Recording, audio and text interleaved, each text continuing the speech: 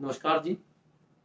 आज मैं आपके बीच में अपने यूट्यूब चैनल के माध्यम से, जिसका नाम है देश हित की बात, उस विषय को आपके बीच में रखने आया हूँ, जो पूरी दुनिया में सुर्खियों में बना हुआ है। जब से यूएसए के प्रेसिडेंट डोनाल्ड ट्रंप बने हैं, तब से ये विषय बहुत सुर्खियों में है। और आप देखेंगे, भारत से संबंधित विषय है, भारत के नागरिकों से संबंधित विषय है। डोनाल्ड ट्रंप ने एक कानून बनाने की कोशिश की है कि 19 फरवरी से पहले पहले जो भी यूएसए में अपने बच्चों को जन्म देगा, वो वहां के नागरिक होंगे। लेकिन 19 फरवरी के बाद जो 20 फरवरी को जिसके बच्चे होंगे, उनको वहां की जो बर्थ के हिसाब से सिटीजनशिप मिलती है, वो नहीं मिलेगी। पर विषय ये नहीं है कि उन्हें सिटीजनशिप मिलेगी या नहीं मिलेगी।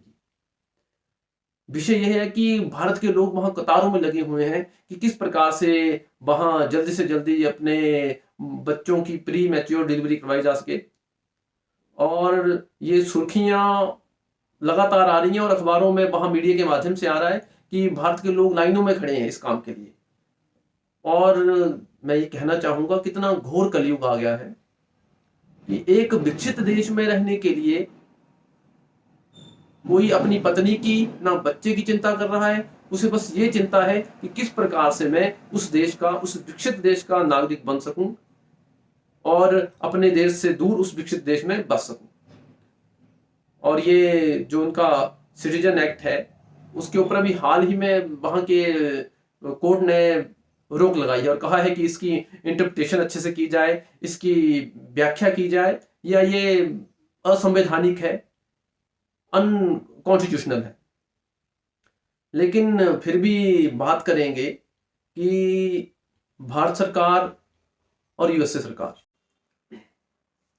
जन्म संबंधी इस नागरिकता अधिकार को पाने के लिए भारतीयों में होड़ मची हुई है। और पूरे भारत के लोग अपनी पत्नियों की, दंपत्ति जो वहां पर रह रहे हैं, प्री मैच्योर डिलीवरी में या किसी और माध्यम से उनकी पहले डिलीवरी कराने जा रहे हैं। बर्थ राइट, सिटीजनशिप जो राइट है, जो वहां पैदा होने पे बच्चों को मिलती है।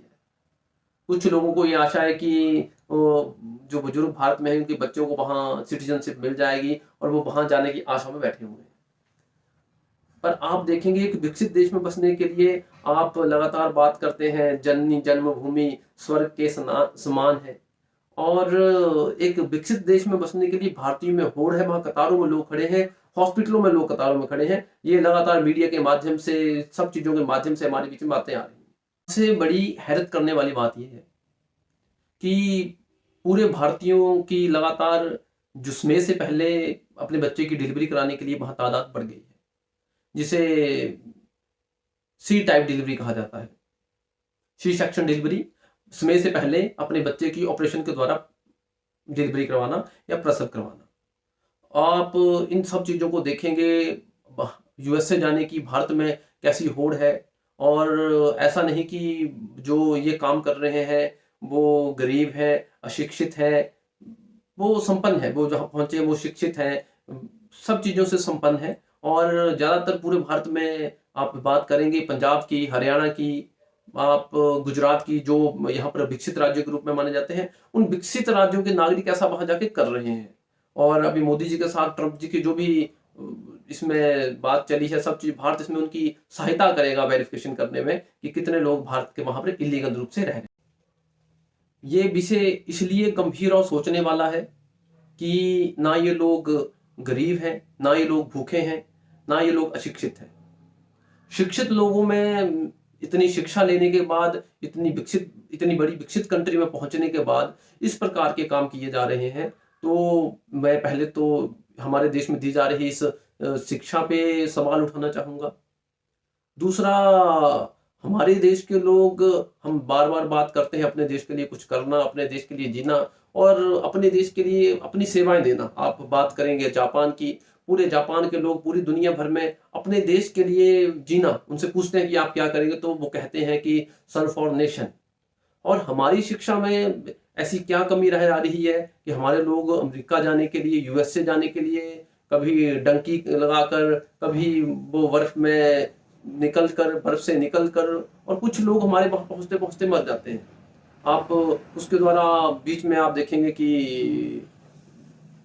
इंसानों की खरीद फरोख्त में भी इसमें बहुत बड़ा हिस्सा हो रहा है, जो वहां पहुंच नहीं पा रहे हैं, कई चीजें उसमें आ रही हैं।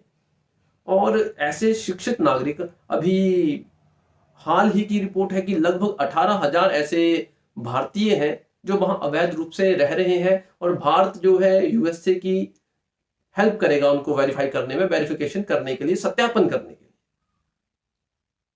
और एक प्यू रिसर्च सेंटर है वहां पर, उनकी एक रिपोर्ट है कि भारतीयों की, वहां अप्रवासी भारतीयों की संख्या वहां पर 7,15,000 है। तो हमारे देश की सरकार को भी सोचना चाहिए, अपने देश में इस प्रकार के रोजगार पैदा करना चाहिए, इस प्रकार के मंच उन्हें देने चाहिए, इस प्रकार की शिक्षा उन्हें देनी चाहिए जो कॉम्पिटेंट हो सके, योग्य हो सके, और अपने देश के काम आए, अपने देश का जो बौद्धिक ज्ञान जिसे कहते हैं, अपने देश की स्किल जिसे कहते हैं, अपने देश के काम आए। मैं ये बातें आपके बीच में लेके आया हूं, और मुझे लगता है कि सबको इस चीज पे ध्यान देना चाहिए, अपने देश को मजबूत करें, और इस प्रकार की समस्या से, और मुझे लगता है कि शिक्षित होने से कुछ नहीं होगा। जिस बात की हम बात करते हैं, शिक्षा और शिक्षित होने में बहुत फर्क है। तो मैं इसी के माध्यम से आपके बीच में बात रखना चाहूंगा कि अपने देश के लिए आप कुछ भी करें। आप स्कूल में जाके एक पंखे को तोड़ते हैं, समझो आपने अपने देश की कोई चीज तोड़ दी, वो पंखा आपने तोड़ा है, जो आपके टैक्स से, आपके माता पिता के टैक्स से, आपके सगे संबंधियों के टैक्स से, और देश के हर नागरिक के टैक्स से। जो एक बच्चा 1 रुपए की टॉफी लेता है, उसमें सिर्फ सेस के रूप में, टैक्स के रूप में पैसा सरकार को गया होता है। तो अपने देश का आप अपना ही नुकसान कर रहे हैं। इसलिए मैं आपके बीच में ये विषय लेके आया। तो जय हिंद, जय भारत, और जो भी करें अपने देश हित में करें और देश हित की बात करें। जय हिंद, जय भारत, वंदे मातरम।